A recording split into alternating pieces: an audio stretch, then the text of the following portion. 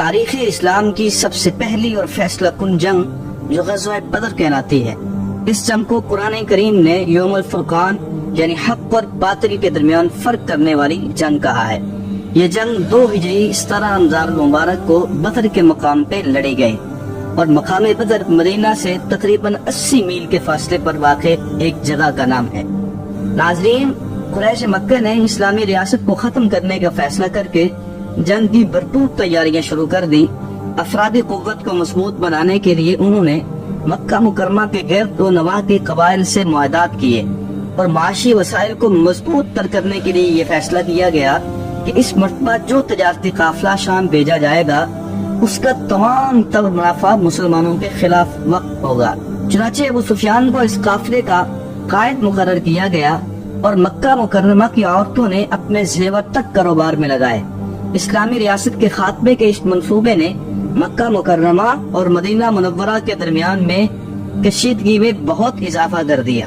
ناظرین، رسول کریم صلی اللہ علیہ وسلم کو خبر ملی ابو سفیان قریش کا تجارتی قافلہ جو تقریباً 40 افراد پر مشتمل تھا اور جس کے پاس 50,000 اشرفیاں اور دیگر ساز و سامان کے ساتھ وہ شام سے مکہ کی طرف روانہ ہوا۔ آپ نے مسلمانوں کو اس قافلے کی اطلاع دی کہ قریش کے قافلے کی طرف عروج کیا جائے۔ ناظرین، یہاں یہ بات نوٹ کرنے کی ہے کہ مسلمان اس قافلے کو روکنا کیوں چاہتے تھے۔ ناظرین، مسلمان جب مکہ سے ہجرت کر کے مدینہ گئے تو ان کے مال و متاع سارے کا سارا کفار قریش نے اپنے قبضے میں لیا، حتیٰ کہ زمینوں اور گھروں پر بھی قبضہ کر لیا اور اولاد تک ماؤں سے ان کے بچے اور لاد تک چھین لیے۔ کفار قریش نے مسلمانوں کو مکہ کی زندگی بھی بہت ستایا اور جتنا ظلم و ستم کر سکتے تھے کیا، حتیٰ کہ رسول خدا صلی اللہ علیہ وسلم کو قتل کرنے کا قصد بھی کیا، لیکن اللہ تعالیٰ نے ان کو کفار کے شر سے محفوظ رکھا۔ ناظرین، کفار قریش نے مسلمانوں کی ہجرت کے بعد یہ منصوبہ بنانا شروع کر رکھا تھا کہ مدینہ پر حملہ کر کے رسول خدا اور اہل ایمان کو صفاحتی سے ہی مٹا دیا جائے۔ اسی دوران میں رسول خدا صلی اللہ علیہ وسلم نے پیش کی ابو سفیان کے قافلے پر حملے کا منصوبہ بنایا اور ابو سفیان کے کاروان کی طرف حرکت کی۔ ناظرین، ابو سفیان کو خطرہ محسوس ہوا کہ کہیں یہ قافلہ راستے میں ہی نہ لوٹ لیا جائے۔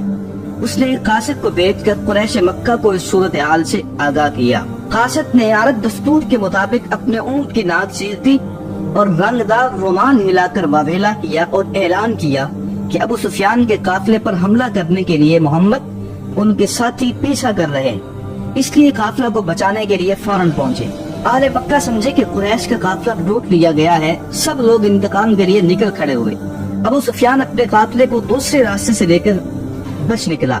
قریش مکہ کو معلوم ہوا کہ یہ قافلہ صحیح سلامت واپس آ رہا ہے، لیکن سرداران قریش جن میں بالخصوص عتبہ اور ابو جہل نے اعلان کیا، تب نے جنگ بجا دیا کہ اب کسی صورت محمد اور اس کے ساتھیوں کو نہیں چھوڑیں گے۔ ابو جہل نے قاصد سے پوچھا کہ مسلمانوں کے قافلے میں شامل کتنے لوگ ہیں؟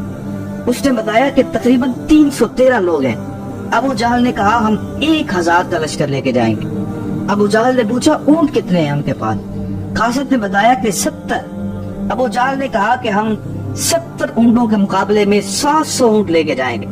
قریش کی روانگی کی اطلاع ملتے ہی آپ نے صحابہ کرام سے مشورہ کیا۔ صحابہ نے نہایت جذبے اور جانثاری کا ثبوت دیا اور بے سر و سامانی کے عالم میں ہر طرح سے لڑنے کے لیے تیار ہو گئے۔ ناظرین، یہ دونوں لشکر مقام بدر پر جمع ہوئے اور پڑاؤ ڈالا۔ یہ جمعے کا دن تھا، دونوں طرف سے صفیں سیدھی کی گئی۔ جنگی دستور کے مطابق دونوں طرف سے 3 لوگ میدان میں اترے۔ لشکر کفار کی طرف سے عتبہ، شیبہ اور ولید، جبکہ مسلمانوں کی جانب سے 3 انصار صحابہ جن میں حضرت عوف، حضرت حارث اور حضرت عبداللہ بن رواحہ تھے۔ عتبہ نے پوچھا تم کون ہو؟ جواب دیا کہ ہم انصار ہیں۔ عتبہ نے کہا کہ ہمیں تم سے لڑائی کی کوئی غرض نہیں، ہم تو اپنوں سے لڑنے آئے۔ چنانچہ رسول اللہ صلی اللہ علیہ وسلم نے انہیں واپس بلا لیا اور ان کے متبادل حضرت حمزہ، حضرت حارث اور حضرت علی رضی اللہ تعالیٰ عنہ کو کفار کے مقابلے کے لیے نکلنے کا اشارہ فرمایا۔ عتبہ نے پھر پوچھا کہ تم کون ہو؟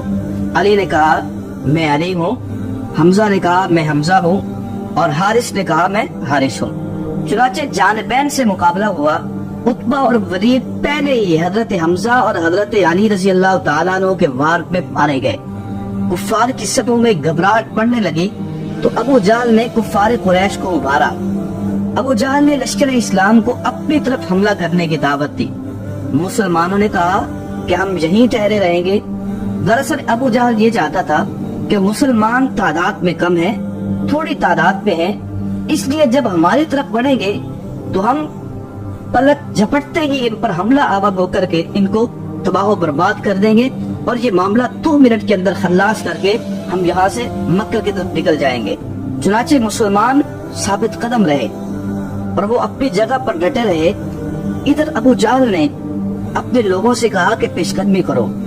جب انہوں نے پیش قدمی کی اور گھمسان کی جنگ کا آغاز ہوا، اسی جنگ کے دوران صحابہ کرام نے اس جانثاری اور جذبے کے ساتھ ان پہ وار کیے کہ ان کے قدم اکھڑنے لگے اور وہ تھوڑا پیچھے ہٹنے لگے۔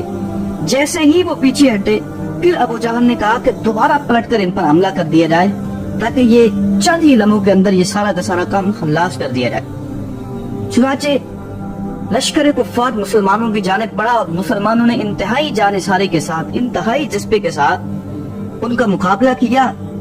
یہاں مقابلہ 313 کا 1000 کے ساتھ تھا، یعنی 3 گنا زیادہ۔ مسلمانوں کے لشکر کے مقابلے میں 3 گنا لشکر بڑا تھا، لیکن مسلمانوں نے جس جذبے کے ساتھ، جانثاری کے ساتھ ان کا مقابلہ کیا تو اس مقابلے کے نتیجے میں لشکر کفار کے پاؤں اکھڑ گئے اور یہ لشکر بھاگنے لگا، اور اسی دوران ابو جہل قتل ہو گیا۔ ناظرین، اس گھمسان کی جنگ میں مشرکین اور سرداران قریش کو جہاں جگہ ملی، جہاں سے نکلنے کا راستہ ملا، وہ بھاگنے لگے۔ اہل مکہ کسی خبر کے منتظر تھے، لیکن کچھ لوگ جو جنگ سے بھاگ کر پہلے مکہ میں پہنچے تھے، جیسے ہی وہ مکہ پہنچے انہوں نے شکست کی خبر سنائی، لیکن اہل مکہ ان کی خبر سن کے حیران تھے۔